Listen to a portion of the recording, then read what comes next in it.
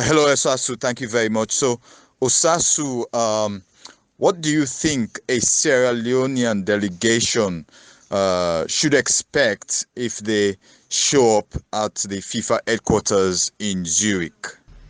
If the Sierra Leonean government decide to go to Zurich, I do not see it changing the situation because FIFA have made their own position clear that the president of the Football Association and the general secretary of the association must be returned to office. They should have access to the offices and the accounts of the FA. So if this doesn't change, there is nothing that will happen in Zurich. FIFA will simply reiterate their conditions and they will return to Sierra Leone still having to deal with the situation as it is presently. Okay, but what the government here is saying is that they would use diplomatic channels to reach the president of FIFA. But with your experience, how often do you think that happens, or is that a common way to reach a president of FIFA? Duro, you are very aware of the process that FIFA deals with its member associations. It doesn't deal, strictly speaking, with governments. If the government decide to send a delegation to Zurich, that delegation cannot go without members of the Football Association. But in any case, as I repeat again, it's not going to change the situation.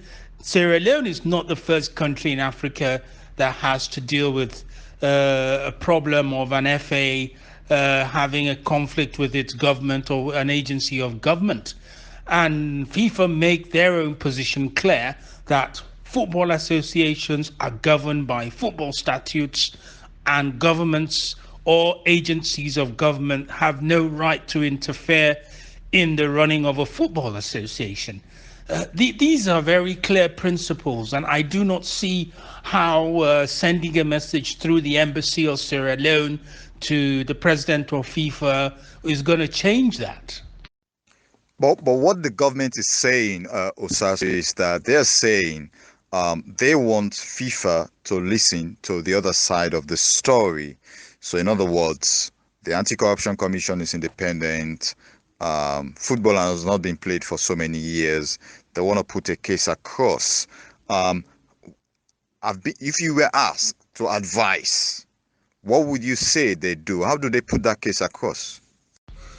Well, I would say this.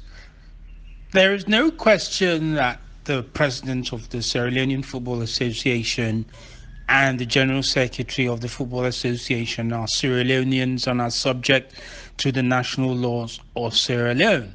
So if they have committed offenses or they are accused of offenses, then let them go ahead and let the law of Sierra Leone take its course.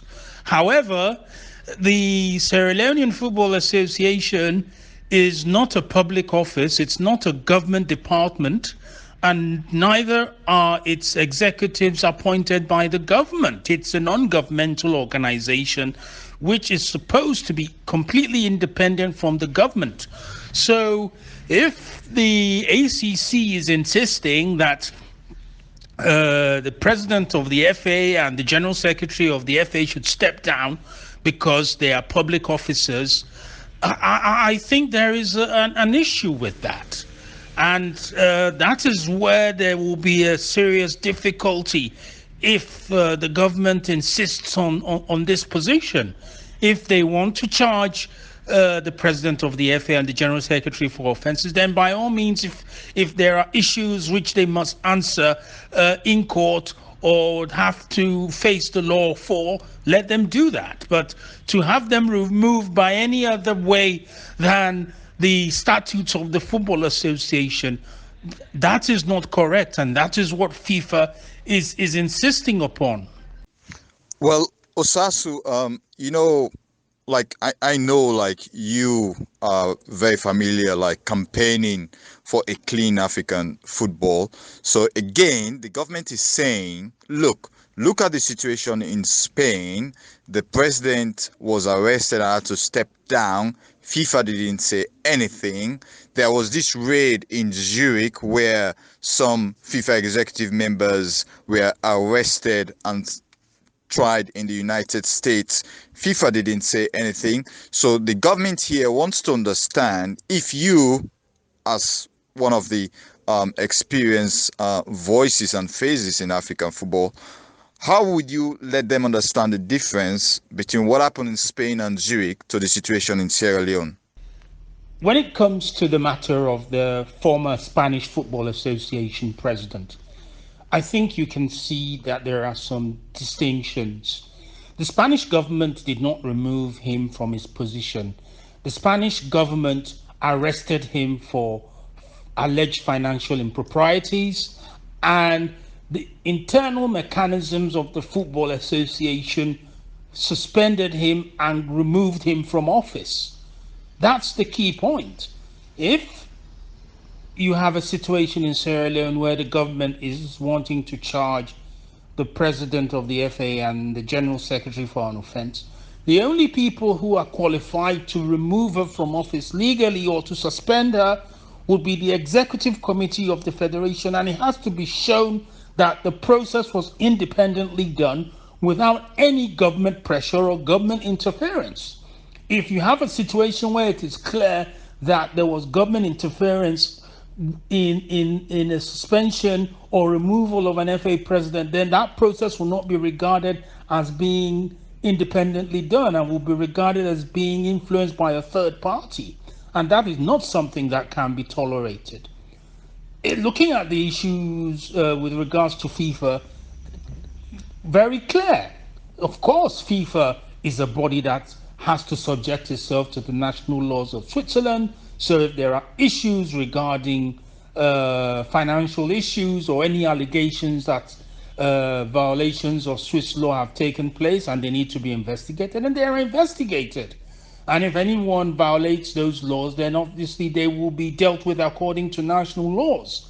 But that doesn't give them the right to run the Football Association or to tell the Football Association how to manage its affairs, or FIFA to manage its affairs. Those are things that are within the exclusive purview of FIFA. So what is for FIFA or what is for a football association should not have the interference of any government. If the government feels that people have violated national laws, let them be charged according to the law, let them be dealt with according to the law. But for governments to say this person or that person should not be in a football association because they are being charged or being tried, I think that's interference. That has to be a matter that football associations deal with on their own, independently. Okay, so Osasu, let's come back to the cancelled games against Ghana. First, let's talk about the Ghanaians' request for a reimbursement from CAF of $250,000. Is it that CAF is going to reimburse this money, or CAF is going to ask Sierra Leone to reimburse Ghana $250,000? Well, the matches are CAF matches, so CAF has responsibility for those games. So it is quite clear that the Ghana Football Association will make the official request to CAF, and CAF has to deal with this. That said, if this situation is being caused by the fact that Sierra Leone have refused to comply with FIFA instructions, there is every possibility that CAF could revert to Sierra Leone on this issue. And that would not be a very, very good situation for Sierra Leone to be in, considering the current situation in which they are. So, what about the games against Ghana? So far, CAF is in the news now saying, well, those games will not be rescheduled. That means, by and large, Sierra Leone will not play Ghana again. Points deducted, advantage Ghana. What do you understand is the situation in terms of Sierra Leone's continued participation in these qualifiers? Well, it doesn't take a rocket scientist to figure out that this decision is a disaster for Sierra Leone. How it eventually plays out on the table is dependent on CAF, because obviously if Sierra Leone end up being completely out of the qualifiers, this is going to make a complete mess of the table, and the entire, how the log would appear will then change. But that's a matter that is up to CAF, and they have to make a decision on that. Okay, Osasu, quickly, let's come back to the FIFA situation. So one of the things that the ordinary Sierra Leonean wants to understand, imagine you have a high-powered government delegation from a sovereign state, as it's being put here, turns up in Zurich. Is the security at the door going to say, I'm sorry, I have instructions not to let you in, or I'm sorry, you've been stopped at the airport, you can't stay in a hotel in Zurich? So they want to get a picture, because there is the talk about the delegation will be snubbed, they won't listen to them. What does protocol demands for, or when the Sierra Leone, let's say they happen to just travel to Zurich and say, okay, let's take a taxi or our embassy vehicle, show up in Zurich, show up at the door, and then we ask at the reception that we want to see Infantino. I know they might not do it like that, of course, but just give us a picture of protocol at FIFA. Well, Duro, for a start, I would not be advising the Sierra Leonean government to go to FIFA HQ without a confirmed appointment from the office of the FIFA president or the general secretary for such a meeting. If you don't have a confirmed appointment in advance, and I do not see the point of traveling to Zurich in the first place. And as I said before, if such a meeting is to be arranged, it has to be arranged through the Football Association. This is not a matter that is done between FIFA and the government without having the Football Association being a key part of that. So if the meeting is not arranged with the involvement of the president, Isha Johansen, then this is going to be a difficult situation. I don't see how such a meeting will happen. Wow, so Sasu, this is really, really looking dicey, because it's already, there's been a firm statement from Sierra Leone that Isha Johansen must step aside. So what we are saying, or what you're saying now, based on what you know how FIFA operates, is that even if they have to go to FIFA, they have to start engaging Isha from here, and they even have to take her to Zurich. So I'm just wondering how that's going to happen. Isn't that the case? Well, yes, Duro, that's the position. I do not see how FIFA are going to sit down with the government of Sierra Leone to discuss the issues of Sierra Leonean football without the president of the Football Association. I think this is quite clear that the possibility of that happening is extremely remote. I would say it's non-existent, but let's leave room for the impossible. Okay, so Osasu, I'm going to let you go in just a moment and ask you about solutions. But before I do that, from what stage would FIFA say, well, now we are moving from suspension to a ban, based on the information we have now about both sides to this conflict? Well, I'm not FIFA, so I can't predict, with certain accuracy how they're going to proceed with this matter. But I would say that if the government don't allow the Sierra Leonean Football Association president and general secretary to return to office and to control the affairs of the Football Association, then a ban is inevitable.